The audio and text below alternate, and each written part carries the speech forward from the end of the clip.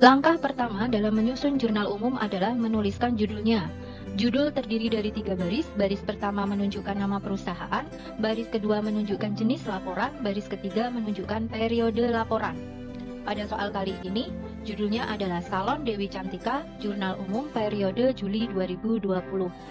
Setelah itu kita buat 5 kolom, di mana kolom yang pertama berisi tanggal, kolom kedua keterangan, kolom ketiga referensi atau saya singkat dengan ref, kolom keempat debit, dan kolom kelima adalah kredit.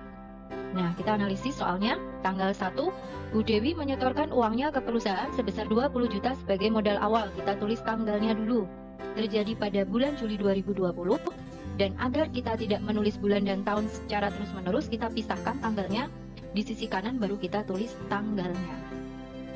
Nah, ketika Bu Dewi menyetorkan uang ke perusahaan, maka kas di perusahaan bertambah. Kita lihat kas itu adalah harta. Kita cek pada analisis debit kredit. Kas adalah harta. Harta bertambah di sebelah debit. Nah, ini sudah saya lingkari. Maka kita tulis di kolom keterangan kas, kemudian debit 20 juta, kreditnya kita strip. Setelah itu, karena Bu Dewi menyetorkan uang ke perusahaan ini berdampak pada modalnya Bu Dewi bertambah atau modal perusahaannya juga bertambah, maka modal bertambah di sebelah kredit. Nah, kita tulis di kolom keterangan modal. Nah, untuk menulis kredit pada kolom keterangan kita beri agak menjorok. Jadi untuk membedakan posisi debit dan kredit agak menjorok ya kalau menulis kredit. Modal ini kan kredit tadi ya. Modal di sisi kredit kita beri jarak lah. Kemudian debitnya kita strip, kreditnya kita tulis 20 juta. Setelah itu kita beri garis. Garis ini hanya garis bantu saja. Kalau kalian sudah mahir, tidak usah diberi garis. Jadi garis ini hanya memisahkan antar transaksi saja. Sifatnya hanya membantu. Tanggal 2, perusahaan meminjam uang ke bank sebesar 10 juta. Kita tulis dulu tanggalnya, tanggal 2. Nah, meminjam uang ke bank itu kan berakibat uang perusahaan bertambah kan? Uang itu kan kas. Kas adalah harta.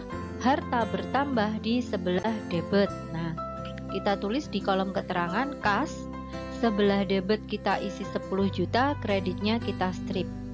Nah, karena kas bertambah sebesar 10 juta ini berasal dari utang, maka utang perusahaan bertambah pula.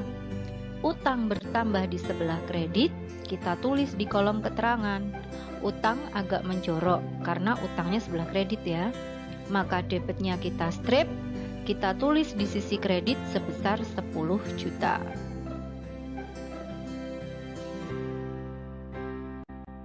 Tanggal 3, membeli peralatan salon seharga 4 juta secara tunai. Kita tulis tanggal 3. Nah, ketika membeli peralatan, maka peralatannya bertambah. Peralatan itu adalah harta. Harta bertambah di sebelah debit. Kita tulis di sini di kolom keterangan peralatan. Debitnya kita isi 4 juta, kreditnya kita strip. Nah, ketika membeli peralatan secara tunai, maka menggunakan uang ya. Uang itu adalah kas, maka kasnya berkurang. Kas itu adalah harta. Harta berkurang di sebelah kredit. Nah, kita tulis di kolom keterangan kasnya menjorok, yaitu kas, kredit. Debitnya kita strip, kreditnya kita isi dengan 4 juta.